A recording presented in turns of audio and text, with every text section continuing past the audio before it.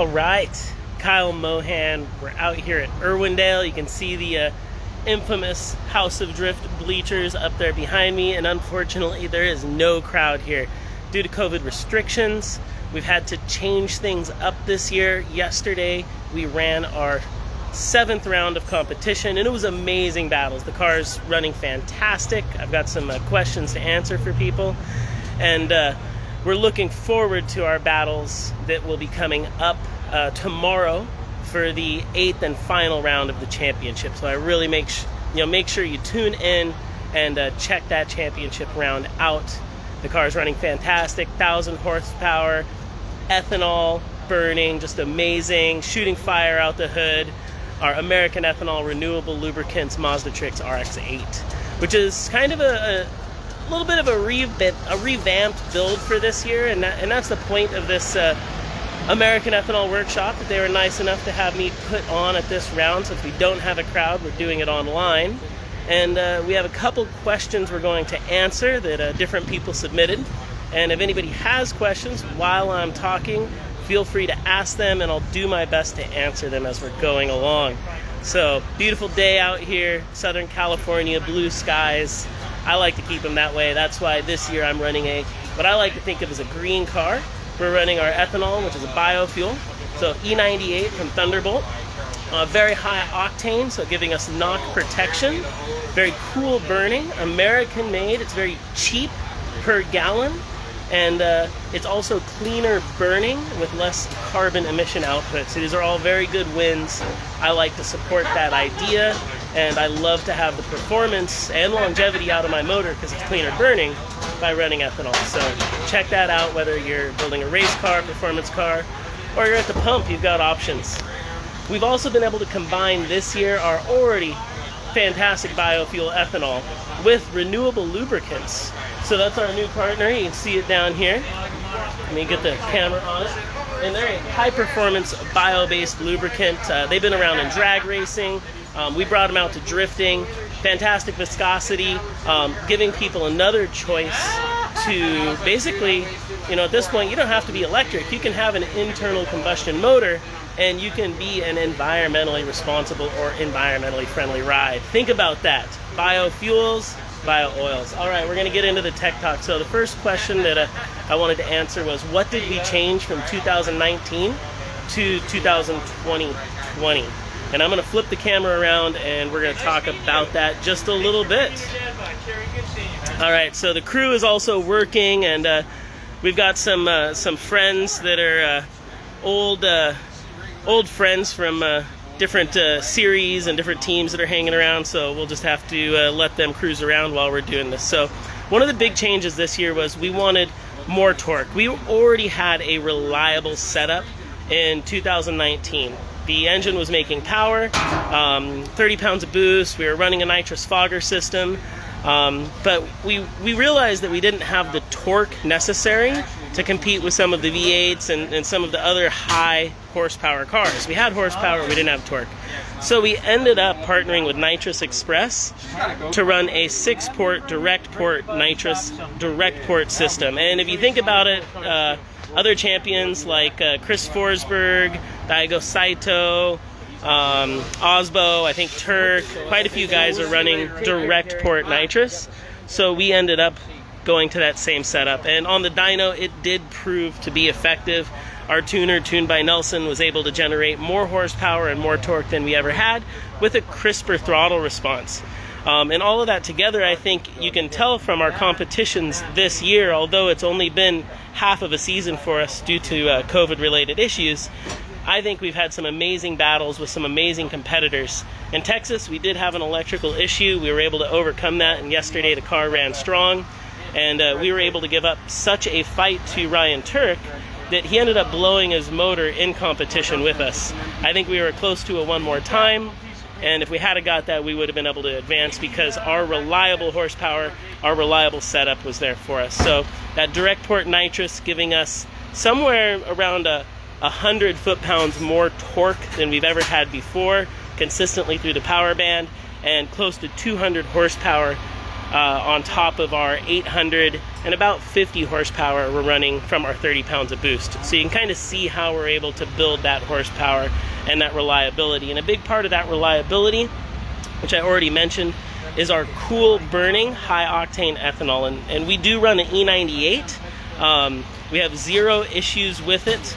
Our injectors, our pumps, everything runs fantastic. I wet store the car. I never drain the fuel system. I treat it just like gasoline. It's still a blended ethanol, and I think that's something I want to remind people. It's still blended. It's not pure.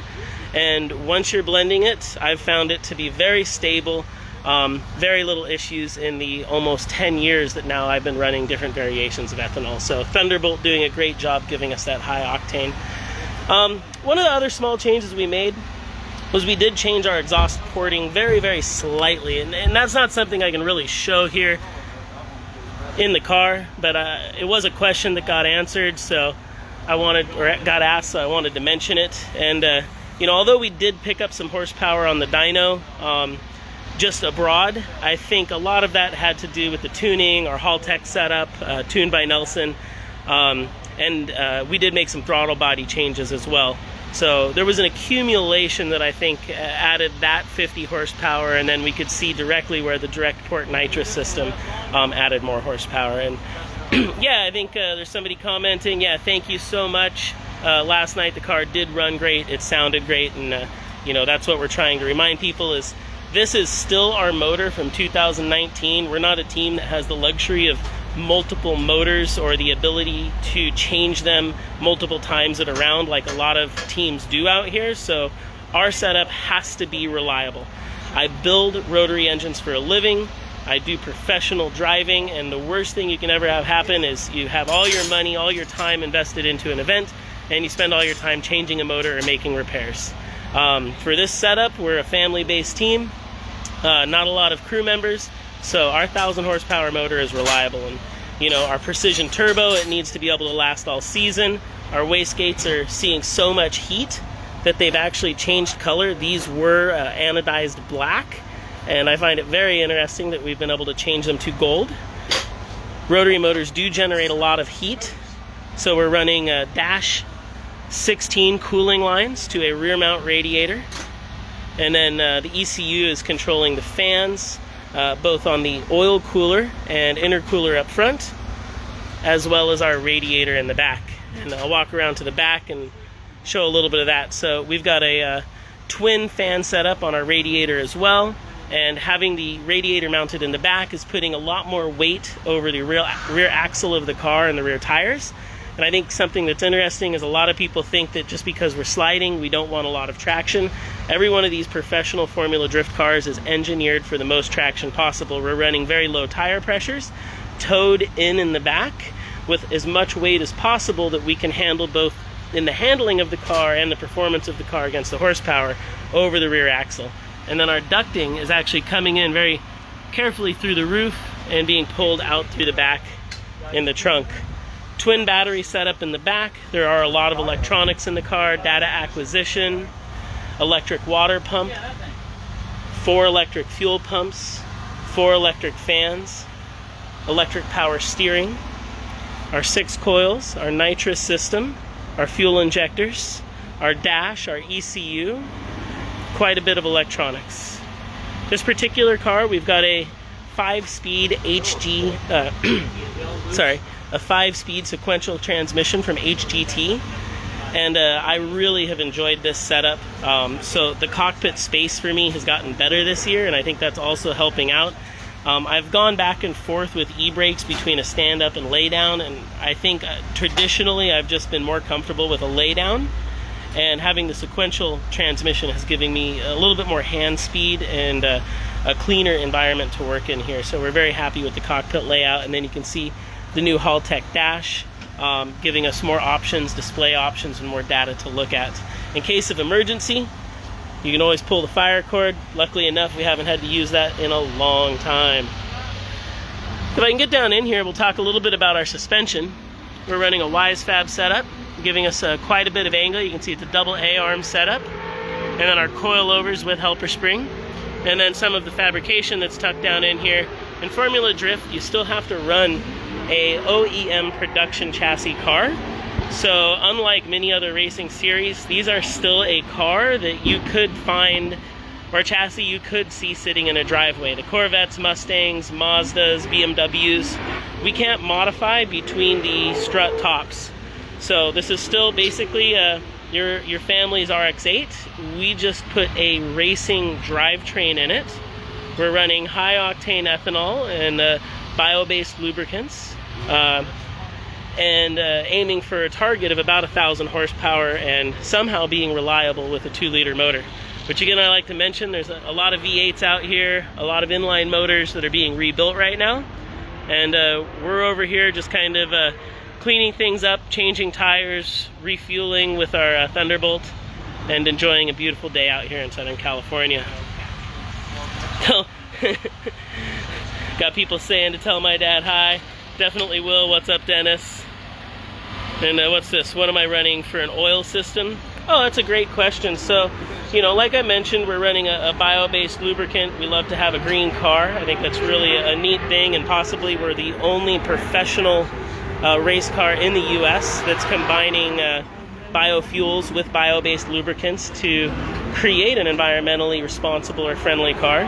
And right now we're actually running a factory Mazda Speed dry sump system, and it's very unique. The dry sump system's actually packaged into the front cover and it's gear driven internally.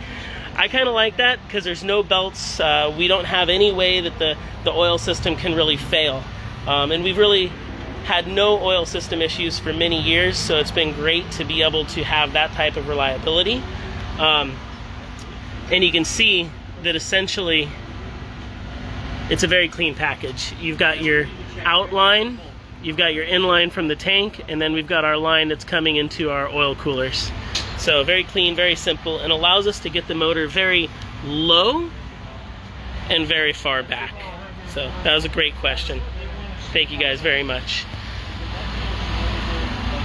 So I really appreciate everybody joining us. You know, it's been a fantastic year. I definitely missed the East Coast, and you know, give a shout out to some of the sponsors we didn't get to come visit this year, like Exity. We usually stop and visit them, and we've been a proud user and distributor of Exity components for many years. I've never had an issue. This particular clutch has been in the car all season, including practice and dyno time, and it still feels brand new. We're running a triple disc with a lightweight flywheel. It is out of their Hyper series. Essentially an off-the-shelf component, an off-the-shelf clutch that just has a modified spline in the middle for our sequential gearbox. So I think it's a very cool car. This is definitely the best car I've been able to drive. The best power band. It's the lightest RX8 I've ever had, and I think that it is showing in competition. So really just happy to have had the opportunity to talk with everybody today, and happy to be out here at Irwindale. And please, everybody cheer us on. We're the green car in color, and we're also a green car in motivation with our biofuel American ethanol supporting us, and carbon neutral racing oil. So thanks for watching. Kyle Mohan Racing, Irwindale 2020, American Ethanol Performance Workshop. Make sure when you're fueling up at the pump, use that ethanol.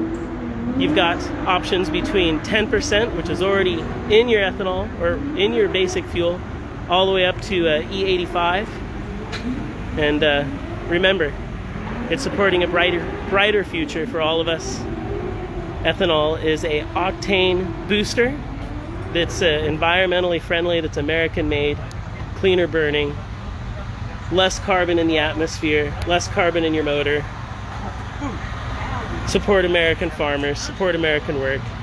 And I'm gonna go barbecue. Thanks for watching.